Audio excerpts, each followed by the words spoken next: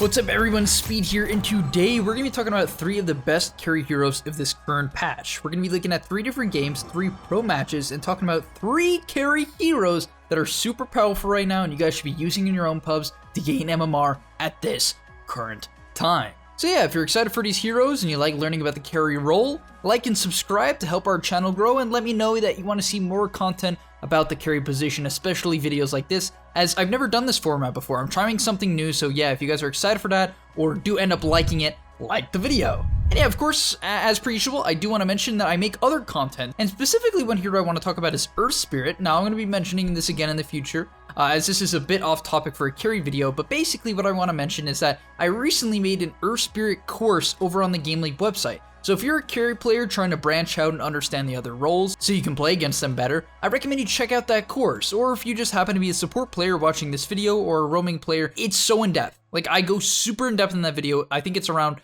40 or 50 minutes of content, just straight up information. So I recommend you click the link down below, get your discount right now, and hopefully I'll see you guys over there. Let me know as well on Discord if you do end up signing up. So getting into the first clip, we're going to be starting with Monkey King and number 1. We're going to be following Gork to start off here. We're going to look at a laning stage clip, then a mid/late game clip, and basically discussing why I think this hero can be good right now.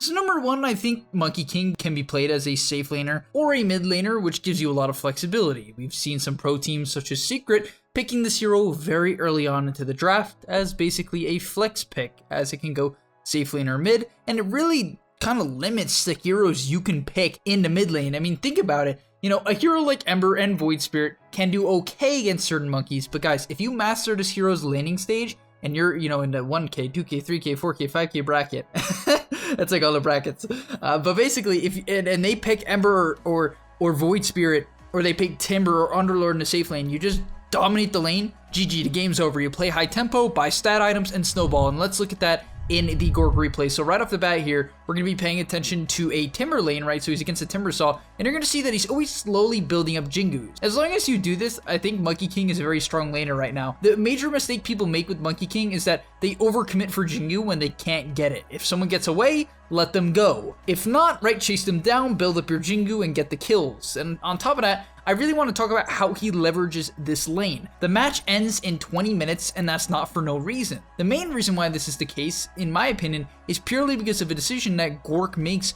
right about now, where with the first blood that he gets, he actually picks up boots and a windlace. Now, why would you buy items that don't necessarily let you build up Jingu quickly, right? It doesn't give you attack speed is what I mean. Well, the reason is because when you buy boots in a winning matchup, whether or not it's Slark and you're dumpstering, Void and you're dumpstering, Jug when you're dumpstering, that's how you stay ahead. Movement speed is how you stay ahead and continue to dominate. And as we're going to see here, he gets the windlace and the boots off the courier and immediately starts going aggressive. And this is how you become a high MMR player. You understand your item and level timings, right? Synergizes his level 3 spike, which is Monkey King's major spike, level 3, 2 points in Jingu, with his movement speed timing, and he's able to pick up almost another kill onto the Rubik, right? Does a ton of damage, and that's the damage you want to win the lane with, right? Doesn't dive, forces a salve, happy to win the trade. He can rinse repeat in a little bit. His spells are no committal, like all the damage he just did, he can do again in 20 seconds, and that's the power of Monkey King right now if you pick him in good matchups and understand this concept. And yeah, one more final clip.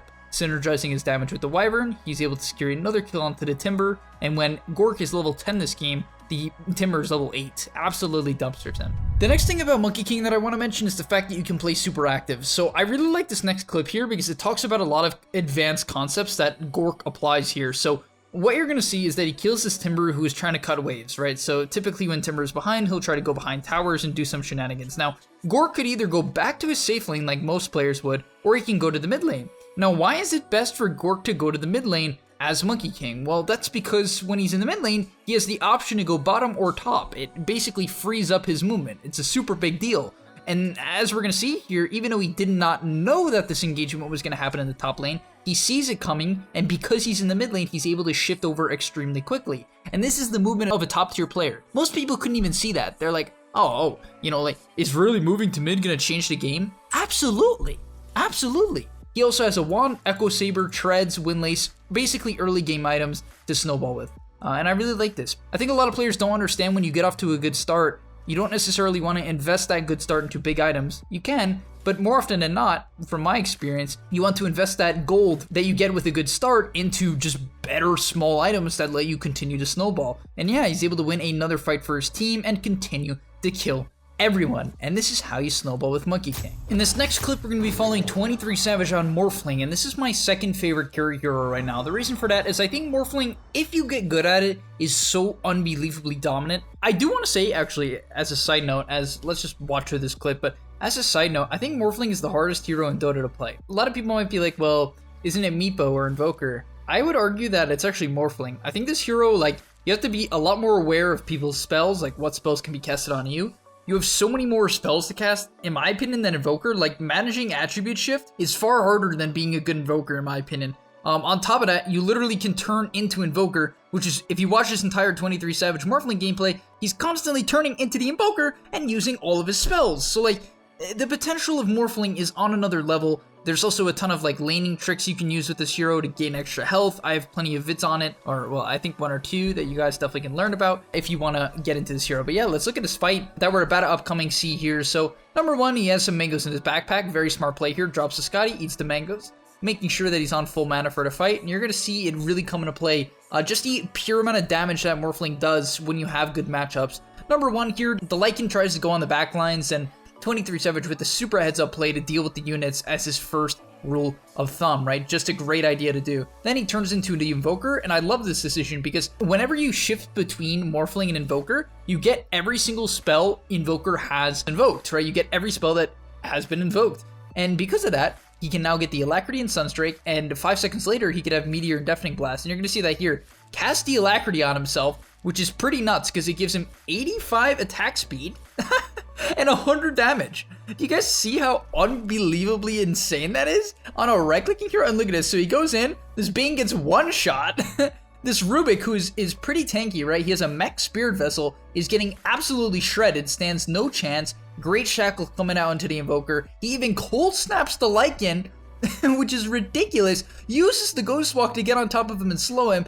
Follows it up with a waveform on the 2, into the W, into the Manta, ultra kill, and you know as Morphling with Satanic and Mantas, you're going to be diving that throne. Even shifts off the Nightmare with an illusion. Like, the amount of buttons and things he's doing right now is beyond insane. But yeah, goes onto the Bane and secures a Rampage with no problem at all. And this is the power of Morphling. If you hit these item timings, and trust me, as long as you learn his laning stage, it's not that hard. You fight extremely well in the early game, as long as you aren't like super hard countered. You fight super well. Even against Spirit Vessel, you rush a Manta, right? So basically most games, you should be rushing a Manta if they are trying to counter you with the Spirit Vessel. And then yeah, you just hit creeps faster than everyone else. It's really easy to show up to fights. If you show up late, it's fine. You have a 300 waveform range talent about.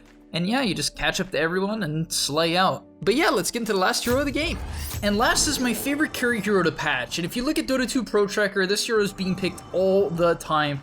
Personally, it's one of my favorite heroes in Dota. I think I have over 100 games on this hero at this point. I love Ember Spirit, only because very similar to Morphling, the skill cap is so unbelievably high. And if you guys have been watching any of the pro scene, you've been seeing how much Ember has been getting picked. The versatility of this hero is on another level. Once people basically figured out, the fact that you can max Sleight, and you can change up your skill build and your item build to align your playstyle, I think this hero has become just one of the most picked in Dota because of that reason. And you're going to see in this clip here, Mickey pops off this game. He's 3-0 coming out of the laning stage. He ends the game 15-1, which is bonkers, right? Not necessarily the highest net worth, because while it is a lot of kills, you don't hit too many creeps as Ember. And yeah, he just overall dominates it. So I'm going to show you why this hero is so dominant. Number 1, let's look at the enemy team comp. What item does Liquid need to beat Alliance here, right? What item do they need? Even from the carry role, they need a Vessel, right? And the cool thing about this hero is that as a safe laner, you can buy a Vessel, you can buy a Maelstrom, you can buy a Deso, you can buy whatever your team needs, right? You can be the utility, you can be the DPS, you can be, oh, I have a TA mid who wants to carry or who wants to play high tempo, right? I want to match her tempo. Okay, fine, I'm going to scale with her. Or I have an Alchemist who needs to farm, so I'll play the Blade Mail version of Ember, run around and just kill myself to make space for the Alch. That's the cool thing about this hero. If you have a good understanding of Dota, you can really adjust him to win most of your games as long as you're playing properly.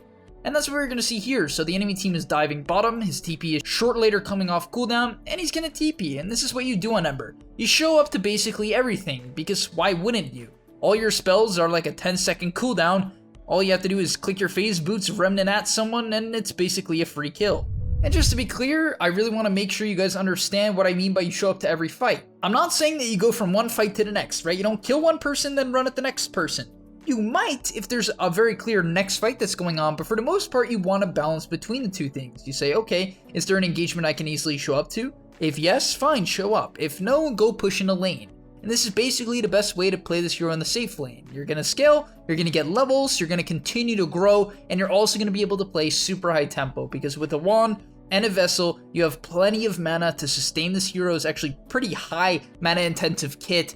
And yeah, you can sort of just run over the game. So similar to Morphling, I recommend you guys play this hero like 20, 30, 40, 50 times before you really expect to be super good at him, because Ember is just a lot of buttons. It's just a lot of buttons. So is Morphling. It's a lot of buttons. And if you get good at these buttons in this current meta, I think you're going to have a lot of success. But thank you guys for watching this video. It was a little bit something different, but hopefully you've enjoyed. And if you want to see something more like this in the future, yeah, just let me know in the comment section down below and like the video. Thanks for watching. See you in the next one, and peace. Before you leave, just want to say a quick message. If you're trying to get better at Dota or you just enjoyed that video, I know this is pretty general, and you're going to hear this quite a bit from me, but I recommend you sign up to gameleap.com. Why? Because I put a lot of effort into the content over there, and generally the effort I do there is different from the content you're going to see here on YouTube. It is different.